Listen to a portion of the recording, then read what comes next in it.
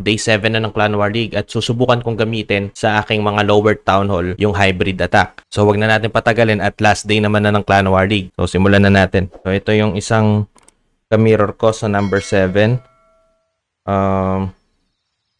So ito, pag ganito, yung base, una ko talagang kinukuha yung Eagle. So ito, wala ako ditong Barbarian King at upgrading yung aking King, kaya yung Minion Prince yung gagamitin ko. So ito yung mga army ko.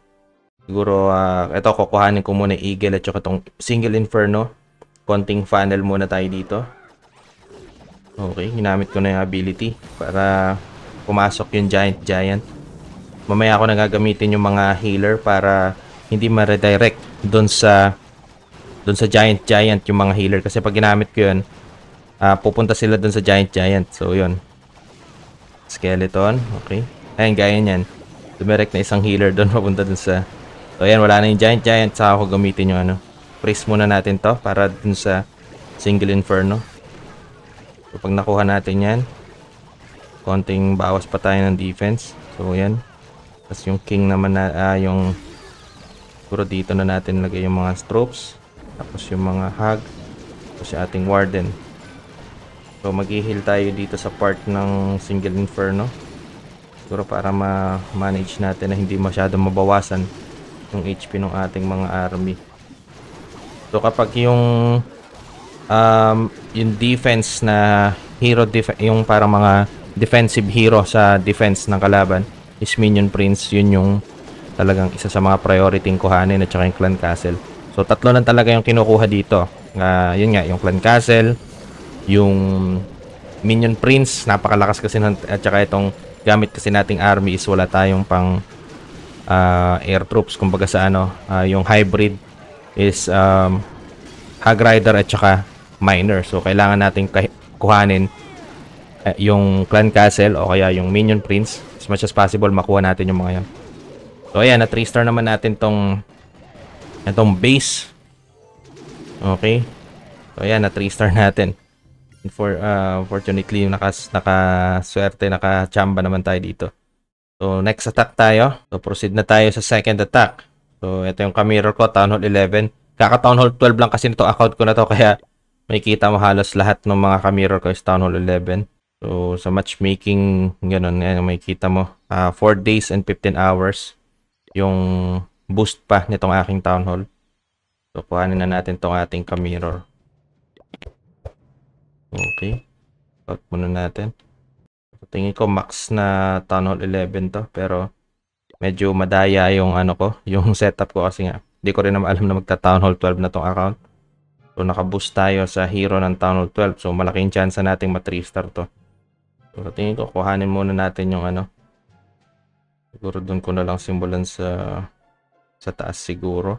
Para kuhanin ko yung Clan Castle at saka yung Minion Prince. Gamit yung Queen Charge. Siguro yun na lang yung gagawin ko. Siguro dito. Sige, dito na natin simulan. Okay, dragon tayo dito. Siguro poison natin yan. Napaaga yung poison ko, sayang. Sana dun sa dragon para may Valkyrie tayo dyan. Okay. Ayan. Heal na natin. So magre-redirect sila dun sa mali yata o ng doon ng healer doon, pero okay lang. Ayan, wall break natin. Healer. Ayan, siege machine. Tapos yung king. Okay, konting funnel lang. Wall break ulit natin dito para pumasok yung queen. Siguro mag rage tayo dyan para mapatay niya yung prince. Okay. So ayan, drop na natin yung ating mga army saka yung warden. So siguro maganda tayo dito. Ability ng king. Tapos heal tayo dyan. Siguro rage na rin natin yung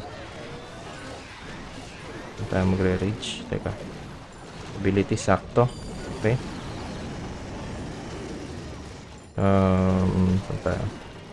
I-heal natin yan. Siguro rage na natin to. Tapos dyan tayo mag-skeleton. Okay. Muntik pang mamatay yung ating mga army doon. Pero ayan, nakikita mo. Nakuha naman natin siya. Medyo level gap lang kasi. Kasi nga nag Town Hall 12 itong Town Hall 11 ko. Kaya nag-boost yung aking mga army and malaking advantage natin na makuha to. Pero ganun pa man, yan, nakuha na nga natin siya. So sobra-sobra pa yung mga spell natin. And sa tingin ko maganda naman yung mas lalong naging effective itong mas lalong naging effective tong hybrid attack sa mga lower town hall dahil din sa mga equipment. Siguro kahit hindi ako nag Town Hall 11 ay nag Town Hall 12, magagawa ko pa rin 'yon. So check natin tong ka-mirror. So ayan, Town Hall 11. Dito ko siya ulit kukuhanin sa taas. Kuhanin ko tong tingin ko dito ko kukuhanin to. Itong Clan Castle. Medyo delikado rin kasi yung Clan Castle lalo na kung dragon ganyan. Tapos ground troops yung gagamitin natin. Tingin ko dyan ko sisimulan yan. Tapos dito ko idadrop nyo. Ayan, bali dalawa lang yung hero ko ngayon. Upgrading kasi pero gawin na natin to. Okay, simulan natin siya. Siguro dragon muna. Kaya Valkyrie. Yun kaya natin Sige, balloons muna. Balloon muna sa tayo dito siguro. Dragon yan. Yung Queen. Okay. Hintayin lang natin ng konti. Ayan, lumabas na yung Clan Castle troops. Maganda rin talaga yung Giant Parang, lalo na ako nasa lower town hall level ka. Sobrang napakalakas nito kasi isipin mo event troop to eh. Ayan. Tapos nasa equipment na. Kaya wala na yung Giant. Pwede na natin i-drop siguro itong mga healer maya-maya ng konti. Okay, pwede na yan. Siguro mag-skeleton tayo dyan para yung X-bow hindi masyadong masakit sa Queen. Wall breaker. Siege barracks. Spam na natin siguro. Pwede na siguro spam to. Hintayin lang konti.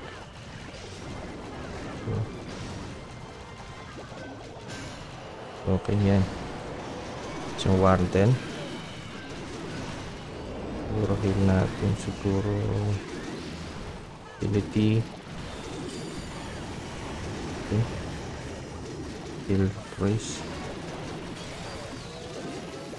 Okay. Siguro priest natin yung prince. Heal. Priest natin ulit yung maya-maya ng konti. Mamatay na yung prince eh.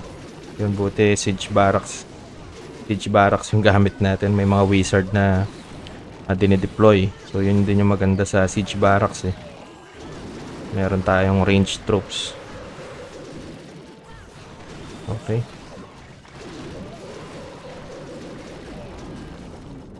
Okay. Yan, sa tingin ko nakuha naman.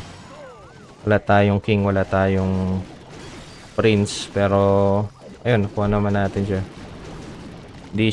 Hindi ganun kalakas yung defense niya. Parang hindi pa siya max level. Pero ang kinukuha ko kasi muna sa Clan War League is yung mga ka-mirror para mabigyan ng chance yung mga kasamahan namin sa clan na may ka-mirror din. So pag hindi nila kaya, doon lang kami nagsiswitch. So yung ka-mirror ko dito is number 16. Pero siguro para maiba naman, sububok tayong kumuha ng mas mataas na number. And para magkaroon tayo ng konting challenge, 'di ba? Kaya try nga natin silipin tong number 4. Siguro itong number 4 silipin natin. Okay. Ito Town Hall 13. Itong gagamitin ko is kaka Town Hall 12 lang niya. So, naka-boost tayo sa Town Hall 12. And ito Town Hall 13 kaso parang kaka Town Hall 13 lang din ito. 'Di ba? Wala pa siyang scatter shot pero naka-max na sa Town Hall 12 yung kanyang mga defense. So yung kanyang yung kanyang anong tawag dito, itong bomb tower lang niya yung hindi naka-max sa sa Town Hall 12. Siguro subukan natin to. Siguro ito na lang. Kuhanin na natin to. Last na to. So, simulan natin siya siguro dito sa may... Kukuhanin ko tong Eagle. Tapos kung papala rin, makuha natin yung Town Hall. Gamit yung Queen Charge. So, dyan tayo mag-Dragon. Okay. Then lang natin mamatay muna yung Giant. Para makapasok ng bahagya yung ating Queen. Papunta dun sa Eagle. Hintayin lang natin ng konti. Okay, Valkyrie tayo dyan para hindi lumiko. So, pag na-take na nung Queen, yung... Pag na-take na nung Queen yung ano, yung Eagle, saka ako i-drop yung ano siguro, yung mga King. Yung King at saka yung Siege Barracks. So, ayan, nakatotok naman na siya. Okay, nakuha na natin. Okay. Isang rage pa siguro sa Queen, makukuha na natin yung Town Hall. Ngayon, nag-focus na siya Town Hall. Poison natin to. Okay. So, yung King na yung bahala sa baba at saka yung kanyang mga army. Ginamit ko na yung Sucker, yung Spiky Ball, Sucker tuloy. So, drop na natin dito yung mga army natin. So, ayan. Yung ating Hag Rider, tsaka yung ating Grand Warden. So, subukan natin dito. Heal tayo dyan. Heal freeze. Oops. Siguro freeze natin yung ano. Hindi ko nagagamit yung ano. Warden ability. Okay lang. Siguro mamaya kung ano. Kailangan pa. Pero tingin ko parang hindi na eh. Ayan, yan. May kita mo. Yung setup din siguro ng base niya. Kaya natin nakuha to. Pero may kita mo na napakaganda. Sobrang lakas pa rin ng hybrid attack kahit sa Town Hall 11, Town Hall 12, Town Hall 13. So ayan, may kita mo dito yung attack ko. Ito yung Town Hall 11 ko sa number 15, yung si Winter. So ayan, tapos yung si Ajay at number 7, yung Sam sa number 13, Nico sa number 14. Tapos yung ngayon yung number 16, kinuha ko yung number 4. Gamit lang din itong hybrid attack. So hopefully magamit nyo rin ito sa inyong attack sa Clan War o sa Clan War League o kaya sa Legend League. Sa mga lower Town Hall level dyan, di ba? Subukan nyo tong hybrid attack. Napaka simple lang din niya gamitin. Ilalagay ko yung link ng army sa baba. Kung nagustuhan nyo po tong video na to, like and subscribe na po kayo. Maraming salamat po.